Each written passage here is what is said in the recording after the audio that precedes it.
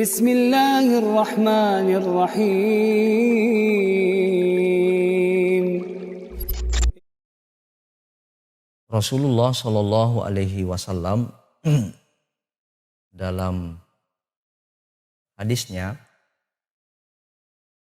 menyebutkan bahwa sesungguhnya orang yang kuat itu adalah orang yang mampu mengendalikan, menguasai, mengontrol atau mengelola kemarahannya. Laisa syadidu bisur'ah. Bukanlah orang kuat itu karena ia kuat membanting, kuat fisik. Innamas syadidu, sesungguhnya orang yang kuat itu alladzi yamliku nafsahu indal ghadab. Yaitu orang yang mampu menguasai dirinya, mampu mengontrol, mengendalikan dirinya ketika amarah itu memuncak. Karena itu hadis ini memberikan beberapa faedah kepada kita. Yang pertama bahwa sesungguhnya kemarahan itu adalah fitrah. Setiap manusia punya potensi untuk marah. Tergantung apa yang menjadi pemicunya.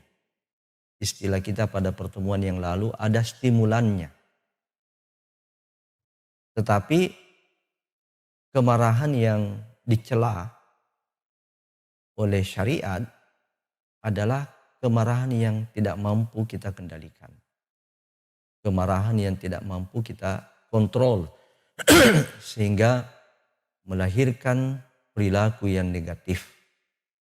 Melahirkan perkataan-perkataan dan perbuatan-perbuatan yang merusak orang lain. Bahkan kadang-kadang merusak diri kita sendiri. Nah, dengan demikian, sesungguhnya Islam tidak melarang marah. Jadi kalau ada hadis yang menjelaskan kepada kita atau menyebutkan kepada kita ini, la taghdab, bahkan Nabi SAW menyebutkan itu 3 kali. La taghdab faraddada miraran. Jangan kamu marah, beliau mengulangi pesannya itu 3 kali. Itu tidak menunjukkan kepada kita yang dimaksud adalah tidak marah. Tetapi yang dimaksud di dalam hadis itu adalah kendalikan marah. Jangan memperturutkan, jangan mengikuti kemarahan. Nah, orang yang mampu mengendalikan dirinya ketika emosi amarah itu datang, inilah calon penghuni surga. Allah Subhanahu wa taala berfirman, wal kadhiminal ghaidh wal 'afina 'anil nas. Ciri-ciri penghuni surga itu sebagaimana yang disebutkan di dalam surat Ali Imran 133 dan 134 adalah orang yang mampu mengendalikan amarahnya dan bersifat pemaaf kepada orang lain. Orang yang mungkin menjadi stimulans, menjadi pemicu sehingga dia marah, dia mampu kendalikan dirinya, kemudian yang tertinggi daripada itu adalah mampu memberikan maaf kepada orang yang menjadi pemicu kemarahan.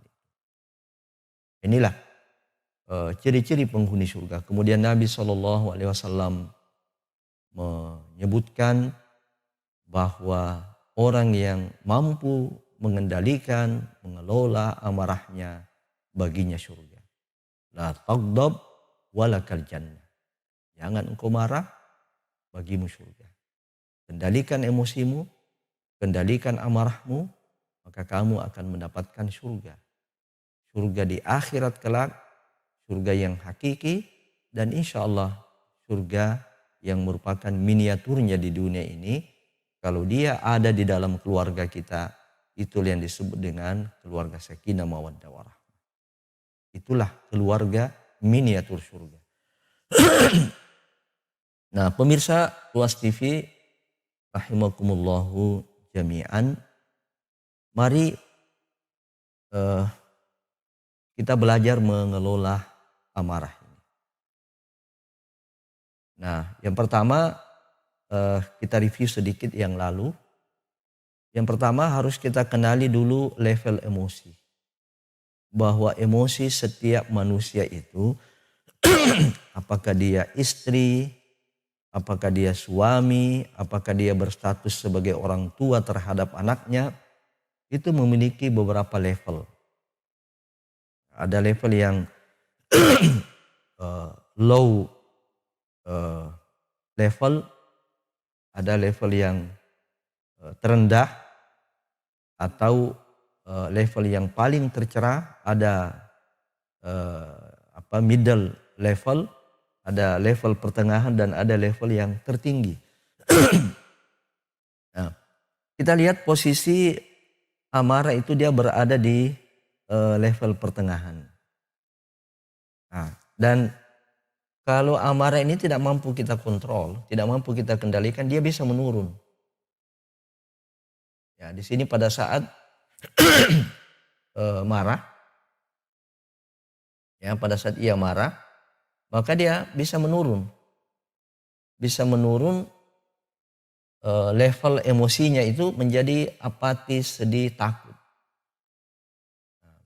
Kemudian malah bisa naik lagi ya, naik menjadi orang yang sombong, orang yang angkuh. Memang kemarahan itu kadang-kadang, kesombongan itu kadang-kadang dipicu oleh kemarahan. Kalau kemarahan ini tidak mampu kita kendalikan, itu akan melahirkan kesombongan. Sampai-sampai ada yang marah, dia tidak kenal dirinya sendiri. Kau tahu saya?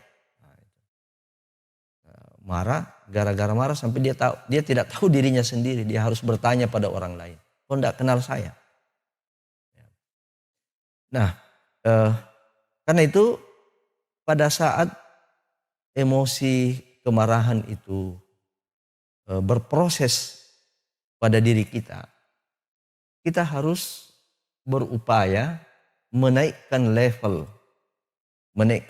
emosi kita menjadi bersemangat, bisa menerima, bisa berdamai, dan pencerahan. Nah, inilah yang disebut dengan zona ikhlas, energi positif. Ya, jadi ya pengendalian amarah itu atau pengendalian marah itu tergantung pada diri seseorang. Dan ini sangat berkaitan erat dengan kondisi kejiwaan. Ya, kondisi kejiwaan. Karena itu di antara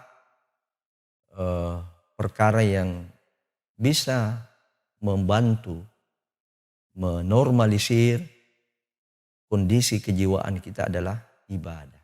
Takarrub kepada Allah Subhanahu wa ta'ala. Dengan sholat. Sholat itu juga akan melatih kita untuk bersabar. Ya ayyuhalladzina amanu sabiru wasabiru warabitu. Ya ayyuhalladzina amanu ista'inu bis sabri was salat. Allah menggandengkan kata sabar dan sholat karena salah satu hikmahnya dengan sholat yang khusyuk, dengan sholat yang tumak nina, itu akan melahirkan kesabaran. Jadi indikator orang yang tidak sabar biasanya orang yang terburu-buru sholatnya. Orang yang terburu-buru sholat. Makanya ini sholat, zikir, ala bidzikrillahi tatmainnul qulub. Ketahuilah, dengan banyak mengingat Allah, banyak berzikir kepada Allah, bukan hanya zikir lisan, tapi ada ikut hati kita di situ. Maka tatmainnul qulub. Zikir itu akan mampu menenangkan jiwa kita. Nah ini, agar pada saat itu kita mampu mengendalikan amarah. Nah yang kedua kita pahami proses. Ya, proses terjadinya marah. Nah, ini saya review juga pertemuan yang lalu sebelum nanti kita perdalam bahwa ada 4 tahap. Ada 4 tahap emosi ini terjadi. Ada 4 tahap kemarahan itu bisa terjadi. Jadi ada stimulus, ada yang merupakan pemicu. Pemicu bisa jadi lapar, itu juga bisa menjadi pemicu. Capek juga bisa menjadi pemicu. Kemudian sikap orang lain yang memandang enteng, mencela, tidak memberikan penghargaan, itu bisa menjadi pemicu. Nah, kemudian dia masuk ke tahap berikutnya, tahap interpretasi. Nah, disinilah otak kita mulai merespon stimulus itu. Apakah kita respon dengan menggunakan otak pikir kita, ya, atau kita menggunakan otak hewan kita, otak mamalia kita. Nah, itu. Ya, jadi di sini ada kesempatan memilih sebenarnya. Ya, jadi ini 2 wilayah yang saya berikan tanda panah ini. Ini 2 wilayah yang semuanya di sini bisa dikelola. Pada wilayah ini bisa dikelola. Ya, di sini bagaimana kita menginterpretasi, bagaimana kita menafsirkan stimulus itu. Jadi ada orang yang mungkin melecehkan kita, seolah-olah tidak memberikan penghargaan, penghormatan kepada kita. Sebenarnya di situ masih ada pilihan. Kita coba husnudzon. Kita coba mendahulukan prasangka baik. Nah, kita interpretasikan seperti itu. Kemudian yang ketiga itu akan lanjut pada tahap gejala emosi. Gejala emosi. Kalau di sini sudah negatif, ya, kita menginterpretasi, menafsirkan pemicu stimulus yang datang itu dengan negatif, maka dia tahap gejala emosinya negatif. Tahap gejala emosinya negatif. Ya. Di sini kita tidak bisa kontrol, sebab setiap emosi pasti ada gejalanya. Ya, marah itu pasti melahirkan gejala. Nabi kita Muhammad SAW saja kalau marah itu bisa diketahui. Ya, kemarahan beliau itu diketahui oleh para sahabat bukan dengan perkataannya, bukan dengan perilakunya, perbuatannya, tapi diketahui dari wajahnya. Merah, mata agak tajam. Ya, kalau kita sendiri merasakan itu panas kita punya tubuh. Nah, kemudian tahap terakhir itu adalah lahirnya perilaku. Ini juga wilayah yang di sini bisa kita kontrol. Di sini wilayah yang bisa kita kontrol. Di sini wilayah pilihan. Ya, terserah kita mau menyikapi tadi ini, mau menyikapi dengan perilaku yang negatif atau perilaku yang positif, itu masih pilihan. Nah, disinilah dibutuhkan treatment. Disinilah dibutuhkan tips, trik, ya, bagaimana kita memilih yang positif. Nah, kalau kita memilih yang negatif, ya kita layani, kita bertengkar. Ya, terjadilah adu kemarahan. Terjadilah adu mulut. Sampai bisa juga adu fisik. Ya, itu kalau kita mau pilih itu. Ya, makanya pada tahap pilihan untuk kita melampiaskan tadi, pilihan untuk melampiaskan kemarahan kita, itu dikembalikan pada diri kita. Ini sangat dipengaruhi oleh kondisi jiwa kita. Jadi ada minimal dua yang mempengaruhi faktor internal dalam diri kita. Yang pertama adalah kondisi jiwa kita. Ya, kondisi jiwa kita. Itu tadi, kalau hati kita ini lembut, jiwa kita ini selalu diberikan makanan rohani, itu yang mengkondisikan kita untuk kita memilih yang positif. Termasuk ilmu. Ya, ilmu. Kebiasaan kita mendengar nasihat, kebiasaan kita membaca, ya, kebiasaan kita berinteraksi dengan orang-orang yang soleh, orang-orang yang mampu mengendalikan marahnya, itu akan berpengaruh untuk memilih yang positif, ya, untuk memilih perilaku yang positif. Nah, inilah beberapa treatment yang bisa kita lakukan agar jiwa kita itu terkondisikan. Nah, ini kan perilaku ini kan sekali lagi saya garis bawahi di sini. Perilaku ini sangat ditentukan oleh kondisi jiwa kita pada waktu itu. Ya. Nah, inilah beberapa cara yang diajarkan oleh syariat, yang diajarkan oleh agama kita agar kondisi jiwa kita normal, kondisi jiwa kita itu kondusif untuk memilih perilaku yang positif, ya, perilaku yang positif di dalam menyikapi stimulus kemarahan tadi. Kita baca isti'adzah, a'udzubillahi minasyaitonirrajim, itu kita sudah sebutkan hadisnya yang lalu. Kita diam, ya, siapa yang marah, kata Rasulullah SAW, falyaskut, maka hendaklah ia diam. Nah, kemudian juga para psikolog, para ahli mengajarkan kepada kita, kita ada namanya latihan bernafas. Ya, diam dan bernafas dalam, tarik nafas dalam-dalam dengan hidung kita tahan dalam perut kita beberapa detik, kemudian kita keluarkan nafas kita itu dengan mulut. Tarik dengan hidung dalam-dalam, kita tahan di perut, kemudian kita lepaskan perlahan-lahan dengan mulut kita. Nah, ini akan membantu untuk merenggangkan otot-otot. Sebab kemarahan ini terjadi di antara gejalanya adalah otot-otot itu menjadi kaku.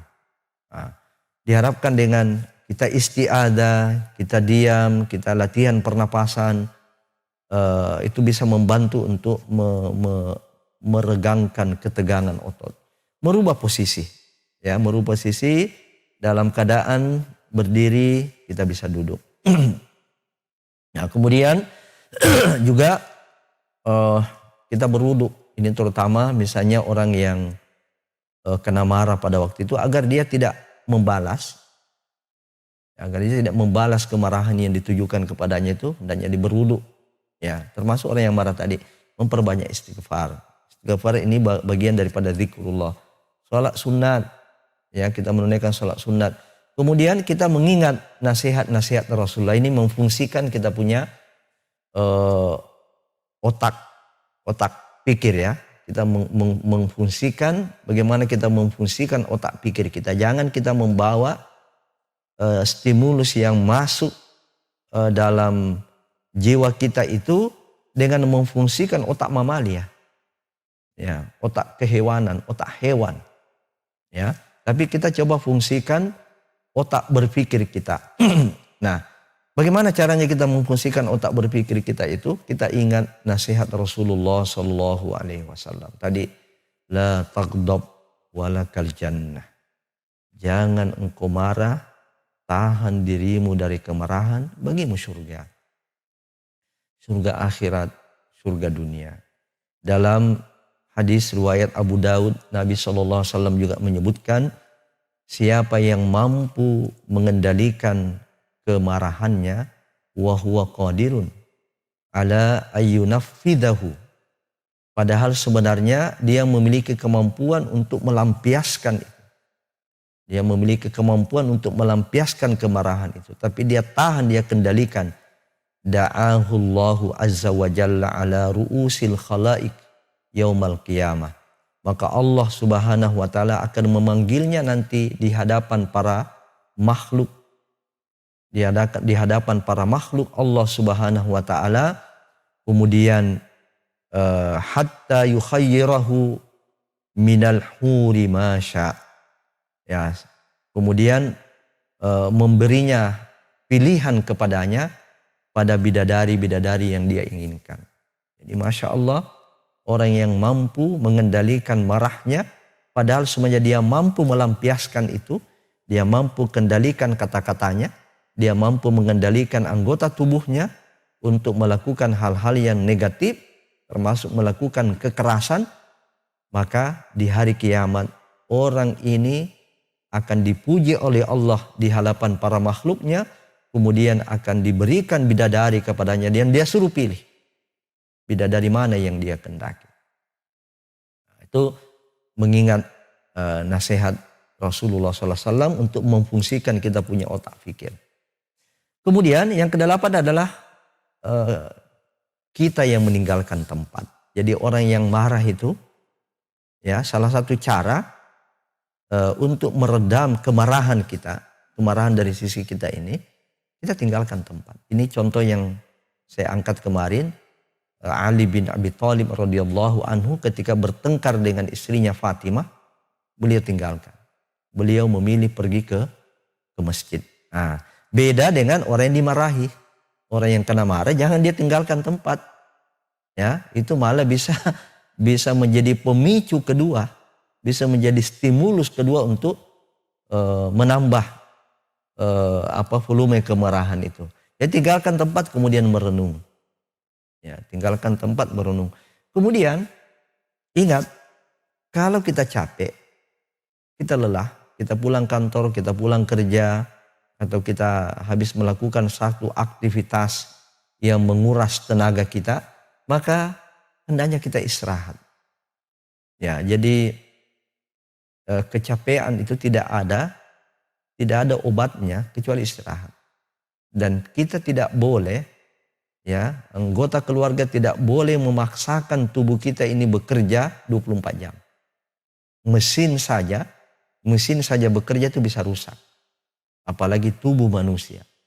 Tidak boleh, sebab kecapean ini akan melahirkan berbagai efek negatif. Baik pada fisik kita bisa jatuh sakit, imun tubuh kita makin melemah sehingga mudah terserang penyakit termasuk virus. Kemudian juga memberikan efek negatif itu pada kejiwaan kita. Apa? Kita mudah emosi, kita mudah marah. Nah, maka hendaknya kalau kita capek, kita usahakan untuk segera beristirahat. Nah, selalu zikrullah tadi, ala bidzikrillahi tatmainnul qulub. Kemudian ini yang terbaik, menyalurkan kemarahan itu, ya, dengan melakukan perbuatan-perbuatan yang positif dan produktif. Yang kita contohkan kemarin itu yang punya keterampilan menyulam, punya keterampilan silahkan, ya, atau disalurkan lewat olahraga, ya, disalurkan lewat olahraga. Ambil cuma misalnya badminton, ambil bola, kemudian kita melakukan olahraga. Baik, kita masuk pada tips meredakan kemarahan dari sisi orang yang menjadi sasaran kemarahan. Ya, ini kita masuk pada bagian terakhir daripada pembahasan ini. 11 tips meredam kemarahan. Sekali lagi, ini ditujukan kepada orang yang menjadi sasaran kemarahan atau orang yang hadir pada waktu itu. Ya, di saat orang itu ada seseorang yang marah. Kalau tadi ini tips yang kita sampaikan di awal itu adalah tips bagaimana kita sendiri yang mengalami stimulasi emosi itu bisa kita kendalikan. Kalau ini tips untuk meredakan kemarahan orang yang marah kepada kita. Yang pertama, hadapi pasangan dengan lembut dan berusaha mengalah. Ya, jadi jangan melawan, jangan malah menantang, termasuk jangan meninggalkan rumah. Nah, jadi kita yang dalam posisi kena marah itu kita hadapi orang yang marah itu dengan lemah lembut. Masya Allah, Nabi SAW bersabda, Innar rifqa la yakunu fi syai'in illa zana. Tidaklah ya kelemah lembutan itu ada pada diri seseorang, melainkan Allah akan menghiasi. Allah akan menghiasi orang itu. Jadi kelemah lembutan itu adalah perhiasan bagi seseorang. Wala yunza'u min syai'in illa syana. Dan ketika kelemah lembutan itu tercabut dari diri seseorang, maka orang itu akan menjadi buruk. Nah, ketika kita ini menjadi sasaran marah, maka hendaknya kita hadapi dengan kelembutan. Bukan kita malah justru melawan atau malah menantang dan termasuk meninggalkan rumah. Itu bukan penyelesaian tadi. Ini beda ketika dia akan marah. Kalau kita akan marah, kita boleh. Itu yang terbaik. Boleh kita meninggalkan orang yang kita marahi. Yang kedua adalah bersikap tenang. Ya, bersikap tenang. Jangan kita terpancing. Ya, jangan kita terpancing dan hindari untuk menghayati kalimat-kalimat yang diucapkan oleh orang yang marah. Ya, jadi kalau kita resapi kalimat-kalimat yang diucapkan oleh orang yang marah, wah ini kita bisa terpancing. Karena itu jangan kita bersikap tenang. Ini memang marah ini butuh latihan. Ya, jadi marah ini butuh latihan, termasuk bagaimana kita bersikap tenang, bagaimana kita bersikap lembut. Nah, di dalam rumah tangga, di dalam keluarga, kita mencoba berlatih. Ya, karena itu pernikahan yang sudah sampai usia 10 tahun ke atas, ini tidak pantas kalau masih terjadi bara emosi di dalamnya. Terjadi bara kemarahan di dalamnya. Belum cukupkah usia 10 tahun itu untuk belajar mengelola emosi? Ya, ada orang yang pernikahannya 20 tahun, 30 tahun bercerai gara-gara bara kemarahan. Tidak mampu mengelola kemarahan itu. Jadi usia pernikahan kita ini hendaknya makin melatih kita, makin mencerdaskan emosi kita, sehingga kita sudah pandai mengendalikan emosi ketika itu terjadi. Dan bersikap tenang. Kemudian yang ketiga adalah tanyakan keinginannya. Jadi orang yang memarahi kita itu misalnya suami yang memarahi istri, tanyakan apa keinginannya, perjelas apa keinginannya. Jadi apa yang harus saya lakukan? Ya. Jadi misalnya ngomel, istri misalnya ngomel ini, itu, ini, ya, sebut ini, sebut macam-macam ya. Tetapi tidak jelas apa yang diinginkan. Ya. Jadi itu kan pelampiasan daripada kesal. Ya. Anak begini, rumah tangga begini, macam-macam ya. Tapi tidak jelas apa yang diinginkan. Boleh kita jadi Pak, apa yang seharusnya saya lakukan ini. Jadi Ibu, bagaimana seharusnya saya. Dan kita coba untuk mengikuti itu. Baik. Ya, kalau sudah disebutkan harus begini, ya siap. Ya, siap kita melakukan. Itu untuk meredakan. Coba kalau kita misalnya memancing ya. Kita tidak tahu apa keinginannya, berbolak-balik, berputar-putar, kita tidak tahu keinginannya, atau kita tanya keinginannya, sesudah itu malah justru kita mainkan dia. Ini makin memuncak emosi itu. Kemudian hindari kebiasaan suka mengancam. Ya, ini orang yang kena mengawas. Ya, ibu ini marah-marah terus, saya cari kamu, saya talak kamu. Oh, itu cerai, kalimat talak, itu bukan permainan. Itu bukan bahan main-mainan itu. Cerai dan talak. Tidak adakah kalimat lain, tidak adakah kata lain. Ya, kalau kita misalnya mengatakan saya tinggalkan kamu, itu masih mending. Ya, karena meninggalkan rumah misalnya, dia tinggalkan rumah, ya sekalipun tidak disarankan begitu ya. Tadi bagi orang yang kena marah. Nah, saya tinggalkan kamu, itu belum tentu jatuh talak.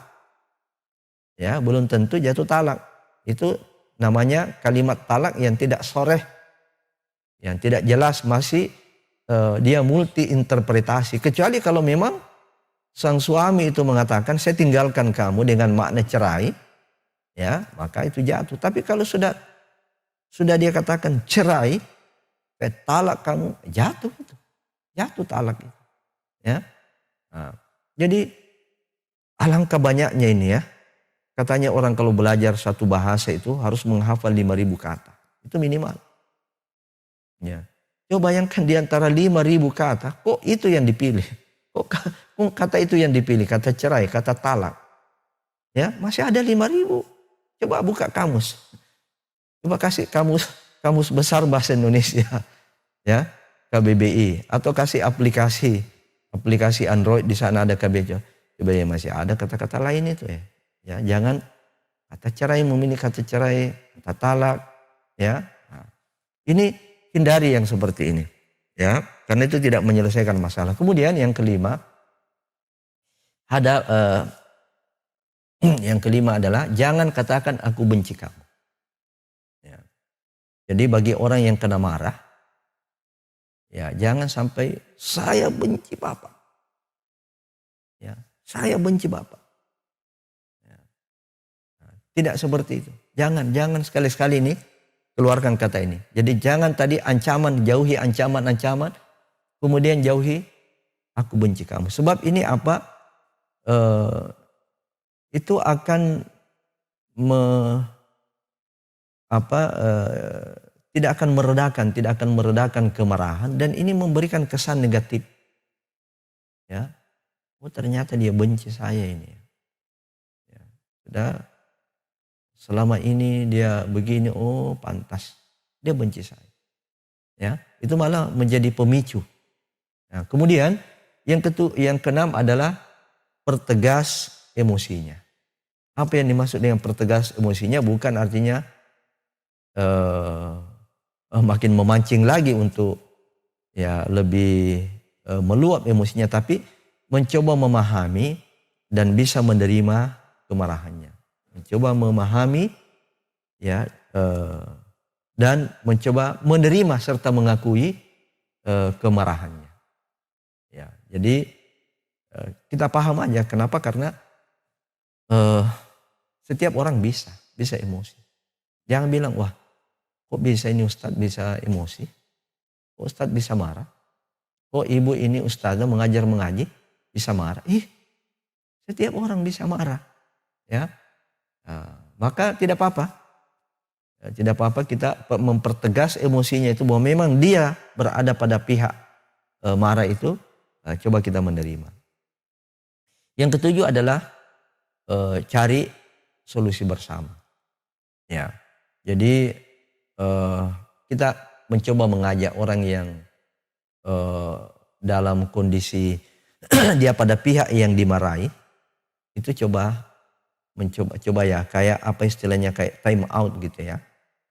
Dalam satu pertandingan olahraga itu kadang-kadang ada time out. Coba kita minta time out, ya. Kemudian mari kita coba membahas itu apa masalahnya, ya. Apa masalah daripada kemarahan itu. Nah, mari coba kita duduk bersama, bersepakat untuk mencari solusinya. Kemudian yang kedelapan, jangan akhiri pertengkaran dengan pertengkaran. Ya, artinya jangan mengungkit-ungkit. Ya, jangan mengungkit-ungkit kemarahan itu jika sudah reda. Ya, jika sudah mereda, kemarahan itu sudah mereda, jangan diungkit lagi. Bapak tadi dari awal begini, ibu tadi dari awal ini seperti ini. Ya, jangan kita ungkit lagi. Ya, sebab itu akan menjadi stimulus lagi untuk terjadi kemarahan. Ya, baik, kita pada bagian terakhir, pada slide terakhir sebelum kita melayani pertanyaan yang sudah masuk. Nah, yang ke-9, jangan pelit meminta maaf. Ya, jangan pelit meminta maaf. Ya. Dan lebih-lebih lagi jangan pelit juga memberi maaf. Jadi permaafan itu ada, ya. Jadi salah satu sifat Allah itu Maha Pemaaf. Al-Afu, ya, Maha Pemaaf. Ciri daripada orang yang beriman kepada Allah adalah mengimani nama-nama dan sifat-sifat Allah itu. Nama-nama Allah itu semua baik. Ya. Al-Afu, bagaimana dia imani dan dia turunkan pada dirinya itu. Dia turunkan pada dirinya. Ya. Jadi ada meminta maaf dan ada memberi maaf. Orang yang luar biasa, orang yang hebat adalah orang yang memberi maaf sekalipun orang itu tidak minta maaf. Makanya tadi ciri penghuni surga itu dia mampu mengendalikan emosinya dan dia pemaaf. Inilah manusia yang paling hebat. Makanya Allah tempatkan dia di surga. Wal kadhiminal ghaidh wal afina 'anil nas. Mampu mengendalikan marahnya, mampu mengelola marahnya dan pemaaf. Nah, bagaimana ada orang yang memberi maaf, ada orang yang bisa memberi maaf itu minta. Setelah diminta. Jadi gini ya. Jadi memberi maaf itu sama dengan sedekah. Ya. Jadi definisi sedekah itu adalah memberikan kebaikan pada orang lain. Tidak selamanya sedekah itu memberikan dalam bentuk uang tunai. Memberikan dalam bentuk barang ya. Ya, kita melihat keluasan makna sedekah itu bukan hanya kita memberikan duit, memberikan uang pada, tapi termasuk senyum. Ya. Termasuk berzikir itu bagian daripada zikir. Jadi zikir itu adalah memberikan kebaikan, sedekah itu adalah memberikan kebaikan pada orang lain. Termasuk memberi maaf itu sedekah. Sedekah. Nah, orang bersedekah itu ada dua. Ada dua. Pertama, orang minta, dan ada orang yang tidak minta, dia sudah paham, dia bersedekah. Nah, orang yang berada pada derajat yang tertinggi tentu adalah orang yang tanpa dimintai dia bersedekah. Tapi ada tipe orang-orang tertentu dia tidak kikir, tapi nanti dimintai baru dia memberi. Nah, coba kita lihat di dalam realitas pergaulan kita itu ada tipe-tipe orang begitu. Ada orang yang bersedekah itu tidak diminta. Dia tidak diminta, dia orang yang sensitif, responsif ya. Nah, ada orang yang sekalipun sebenarnya sudah ada gejala-gejalanya itu orang butuh, tapi nanti dimintai. Ya, nanti diminta. Sama juga ini. Ya, permaafan itu sebagai bagian daripada sedekah. Ada orang yang memberi maaf kalau dia minta maaf. Ya, jadi biasanya orang begini nih, bagaimana saya mau maafkan kamu? Nah, kau tidak minta maaf. Ya. Nah, jadi kita ini pada posisi orang yang kena marah, jangan pelit meminta maaf. Sebab ada orang tertentu yang baru bisa memberi maaf kalau kita minta maaf. Nah, kalau kita tahu tipenya suami kita, istri kita itu, nanti dia memberi maaf, ya, atau misalnya dia bersedekah, ini juga ada kaitannya ya, bersedekah nanti dimintai, baru dia memberi, maka mari kita berlomba ya.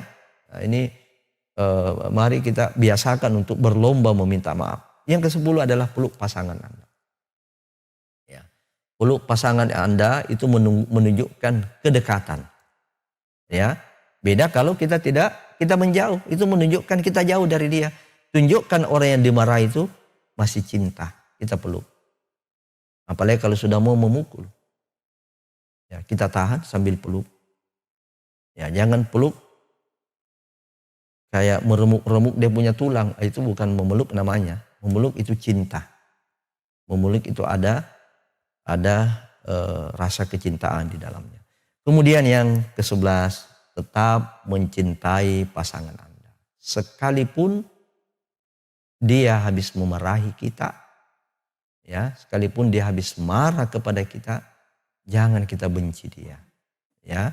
Tetaplah kita mencintai. Sebab memang fitrah manusia itu kadang-kadang marah. Dan itu adalah suatu hal yang wajar. Ini yang dapat kita sampaikan dalam 3 episode tentang bagaimana kita belajar mengelola emosi di dalam interaksi berumah tangga. Baik suami terhadap istri, istri terhadap suami, maupun orang tua terhadap anak-anaknya.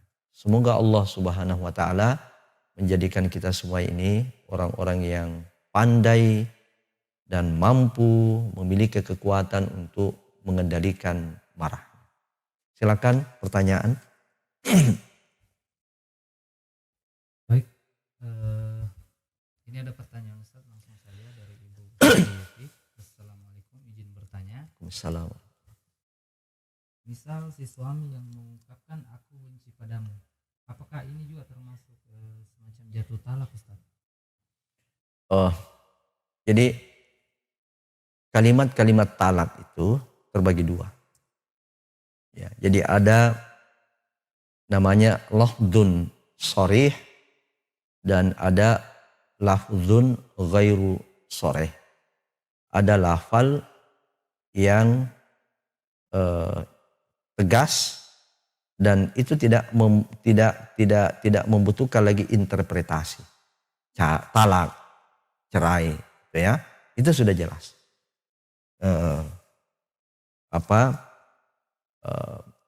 Itu kalimat yang lafal yang sharih. Tadi ini masuk dalam kategori lafal yang tidak sharih. Itu multi interpretasi. Aku benci kamu. Aku benci kamu belum tentu dia talak. Boleh jadi dia benci dengan sifatnya itu. Ya, dia tidak benci seluruhnya. Tetapi dalam kondisi marah, kadang-kadang kita ini tidak bisa mengontrol diri kita tadi ini, maka keluarlah ucapan itu. Nah, maka seorang istri misalnya atau seorang istri yang kena ucapan seperti dari suami, tidak usah kita mengkondisikan suami kita untuk menginterpretasikan, untuk menafsirkan kalimat itu dengan talak. Jadi bapak ini sudah talak saya. Ya, bapak benci saya berarti bapak sudah talak saya. Jangan. Itu sama kita mengkondisikan orang, ya, mengkondisikan orang ke dalam hal yang buruk. Jadi jangan kita ini menjadi pemicu orang lain berbuat negatif dengan kita. Jangan kita menjadi pemicu orang lain berbuat dosa ya kepada kita. Ini namanya menantang. Jadi bapak benci saya, bapak talak saya. Ya. Mungkin tidak begitu yang dimaksud. Jadi dia multi interpretasi, multi tafsir. Dan ini agak jauh ya. Saya benci kamu. Ini semuanya ya kalau kita katakan ini masih jauh dari makna talak yang sharih itu. Karena itu tidak perlu juga ya, tidak perlu juga kita menanya itu bapak apa yang bapak maksud itu sudah jatuh talak. Ya. Itu tidak. Jadi dia masih multi interpretasi dan tidak usah kita tanya. Ya, kecuali kalau dia katakan saya pisah. Nah, itu memang sudah mulai mengarah itu ya, sudah mulai nyerempet masuk ke situ. Itu harus diperjelas. Pisah ini bapak mau pisah ranjang dalam rumah atau gimana? Ya, mau pisah talak yang dimaksud itu. Tapi diusahakan juga jangan sampai kita mengkondisikan dia untuk itu. Ya. Baik, silakan pertanyaan berikutnya. Baik, selanjutnya Ustaz dari Ibu Teri Yufi, bagaimana cara yang baik memarahi anak yang sering berulang kali melakukan kesalahan Ustaz? Ya, memarahi anak yang berulang kali melakukan kesalahan. Sebenarnya jangan marah. Ya, kalau kita bisa mengendalikan marah kita itu lebih baik. Sebab mendidik anak dengan marah itu tidak positif. Ya, sama kita perlakuan kita kepada hewan. Hewan itu dididik itu dengan apa? Dengan emosi. Sebab memang otaknya hewan itu otak mamalia. Dia tidak punya otak berpikir. Jadi jangan kita selalu merangsang anak kita ini, kita rangsang ibarat hewan. Marah itu adalah bentuk rangsangan, bentuk pendidikan pada anak dengan merangsang otak mamalianya. Jadi sedapat mungkin jangan marah. Nah, yang kedua, coba kita bantu mengatasi kesalahan yang berulang-ulang itu. Apa penyebabnya? Apa penyebab? Kita harus ketahui dulu. Ya, bahkan yang terbaik adalah kita dialog dengan baik, dialog dengan tenang kepada anak itu. Apa yang menjadi penyebab kesalahan itu berulang-ulang? Nah, kita bantu anak itu untuk tidak berulang-ulang. Nah, kemudian apalagi coba kita motivasi, kita berikan motivasi. Jadi kita bantu menghilangkan penyebab kesalahan itu misalnya. Nah, apalah mungkin kalau bisa diurai nanti apa kesalahan itu. Ya, tapi kita intinya adalah kita bantu, kita harus mengetahui penyebabnya dan kita bantu untuk menghindari penyebab itu. Kemudian yang ketiga adalah memotivasi anak itu untuk meninggalkan kesalahannya dengan memberikan misalnya apresiasi, memberikan hadiah. Nah, ini yang menyebabkan anak itu kadang-kadang berulang-ulang melakukan kesalahan karena kita tidak pandai mengapresiasi ketika dia melakukan kebaikan. Ya, kita sangat responsif, sangat sensitif kalau dia melakukan kesalahan. Sementara apabila dia melakukan kebaikan, kita tidak pandai memberikan apresiasi dan penghargaan kepadanya. Wallahu a'lam. Ya, terakhir. Terakhir Ustadz, Ya. ini mungkin mewakili juga beberapa pertanyaan ibu-ibu yang lain. Ya. Dari Ibu Tura di Balani, Sulawesi Tengah. Bagaimana kalau orang memarahi kita, tapi kita seolah masuk telinga kanan, keluar telinga kiri? Karena takutnya kita juga terpancing Ustadz dengan apa yang mereka marahi ke kita. Ya. Ya, jadi mungkin itu dianggap tips seolah-olah kita tidak dengar ya. Nah, tidak benar itu. Ya, memang berhadapan dengan orang yang marah ini sekali lagi butuh latihan, butuh kondisi jiwa, butuh qalbun salim. Nah, itu tadi, bagaimana kita caranya memiliki qalbun salim? Ibadah, zikir, kita nikmati ibadah itu dengan kehusyuan. Kita rajin menuntut ilmu, kita rajin mendengar nasihat-nasihat. Nah, jadi supaya kita bertahan mendengar itu, butuh latihan. Ya, butuh latihan. Dan jangan sampai kayak tidak didengar itu sebab apa yang dikehendaki oleh orang yang marah itu kalau kita tidak tahu nanti kan berulang lagi. Padahal tadi ada di antara 11 itu kita harus mempertegas itu apa keinginannya, apa yang dia inginkan dan kita berikan jaminan. Nah, kita tidak bisa menerima dan kita tidak bisa merubah sesuatu yang sengaja kita tidak dengar itu ya. Apalagi kalau kita pasang telinga kita begini, waduh, ya. Jadi kalau kita di Bugis Makassar ini ada istilah pote-pote ini, dikasih begini telinganya, tambah marah itu tidak menyelesaikan, malah tambah memicu itu kemarahan. Ya, didengar saja. Ya, kita coba berlatih menahan. Ya, berlatih menahan, itulah butuh latihan. Ya. Jadi tidak benar, tidak positif ya kalau kita dimarahi lalu kemudian kita masukkan di telinga kanan kemudian keluarkan di telinga kiri. Tidak. Tetap kita harus dengar supaya kita tahu apa yang merupakan inti penyebab kemarahannya itu. Kalau kita merubah insya Allah itu tidak akan berulang lagi. Subhanakallahumma bihamdik asyhadu an la ilaha illa anta astaghfiruka wa atubu ilaik. Wa sallallahu ala nabiyina Muhammadin wa ala alihi wa sahbihi wasallam wa akhiru da'wana alhamdulillahi rabbil alamin. Wassalamualaikum warahmatullahi wabarakatuh.